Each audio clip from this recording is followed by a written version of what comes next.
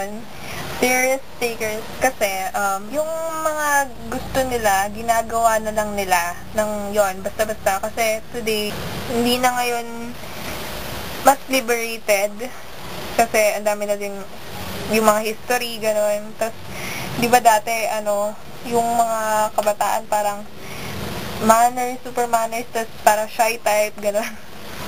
Pero ngayon, go lang lang modern. Napaka-modern na natin. Tapos, ang dami ng mga, ganyan. Yung katulad ng mga technology, and ang dami na nilang nagagawa ngayon dahil doon. Pigilan ka doon? Hello po? Wala din. Siyempre, lahat naman gusto yung hindi nananakit. Yung, hindi naman sa, siyempre, meron pa rin na sasaktan ka, pero hindi naman yung permanent damage. At saka yung tipong, siyempre, mabuting tao na mag-stay lang siya talaga sa'yo. Yung forever na siya, hindi lang yung temporary. Yung taong, iibigin mo na forever, na mag-stay na siya sa'yo kasi alam niya na yung ugali mo. Tapos, andyan lang siya sa ups and downs mo ng buhay. Konti lang yun.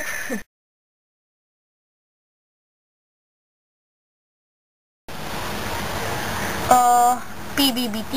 Depende kasi yun sa age. Pag masyadong bata, as in 13, ganun, grabe naman yon kung pumasok, no? Kapal ang mukha. Kasi naman, alam na ba nila yung ginagawa nila? Hindi pa naman eh. Kasi, yon yung parang kailangan pa ng, parang PG-13. Ano ba yun? Ang mga susunod na programa. Kailangan, syempre, kung depende naman din sa parents, kung okay lang sa parents. Pero dapat kasi kaya na nila.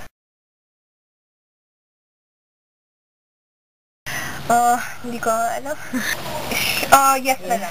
Kasi parang, syempre, kailangan din naman matutunan ng mga teenagers ngayon. Syempre, alam mo yung teenagers kasi, yung kabataan, yun yung stage ng life na parang malalaman mo kung saan ka ba. Kung kailangan makilala mo yung sarili mo. Tapos, parang makikilala mo yan syempre, pag may alone time ka, may self-time, at saka may mga kasama ka din, yung mga tao sa paligid mo, sabihin nila kung sino ka, ganyan. Tapos parang experience na rin. Pero dapat, kaya yung parang ages naman na 16 to 19, syempre may mga sila, dapat matured na din sila at alam na nila yung ginagawa nila, kung tama ba o mali. So, yan.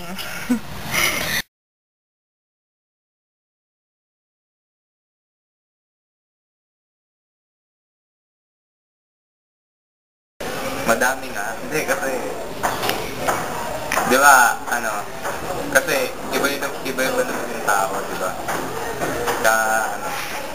Basta madami. Hindi mo sa may.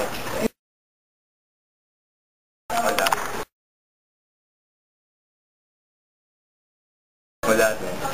Inspirasyon lang. Wala, pag nagustuhan mo naman siya, gusto mo na kung ano siya. Siyempre, yung basta samahan mo siya lagi, nandyan ka para sa kanya.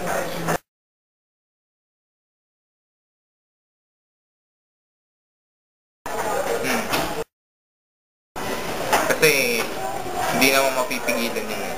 Kung gusto mo talaga yung isang tao. Diba? Parang, gagawa ka ng paraan na yung basta, iba na kasi ngayon eh. Yung tulad dati, pagka, manliligaw ka, magsisibak ng kahoy, mag-iigip ng tubig, kaya ngayon, hanap, usap, yun.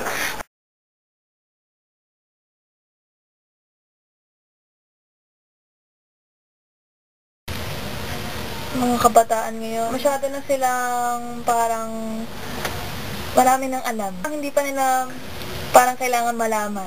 Parang na yung isip nila. Wala. Pero,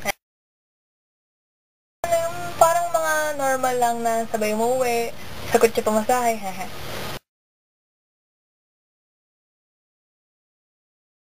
Sa tingin ko wala naman talaga dapat ibigay yung lalaki. Parang ipakita lang niya talaga na sincere siya sa isang babae. At saka talagang parang mapagkakatiwalaan siya ng babae. Hindi naman niya kailangan lagi magbigay ng mga kung ano-ano eh. Basta tapat lang siya, totoo siya. Ganun. Depende, kung kaya naman nilang i-balance yung studies nila, pati yung pag-boyfriend eh. Sa gitna? Hindi ko alam. Yes, no? Yes?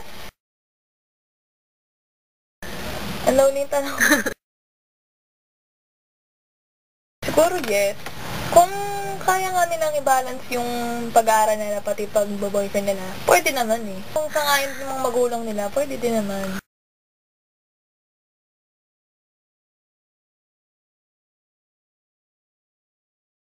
Sa kabataan ngayon, okay lang. Parang masyado silang nag-e-enjoy sa sa mga bagay-bagay.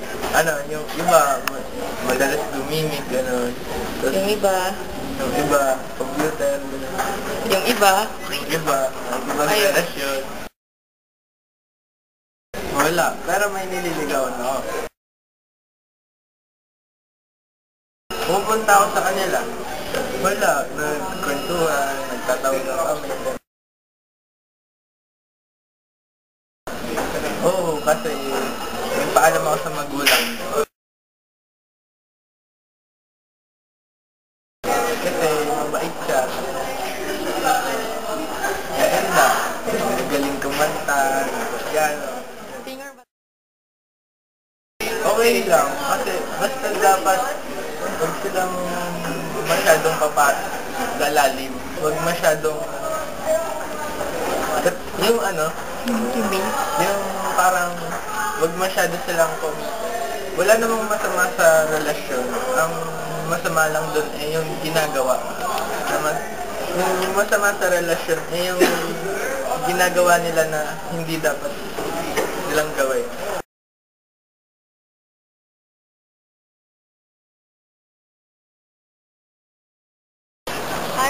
Masyado na sila maputok.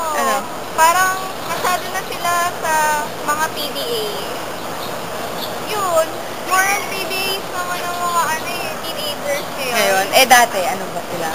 Parang kung aakyat ka ng dito, kailangan sa bahay pa. Ganyan, pupunta mo ba sa bahay? May pagka-liberated na.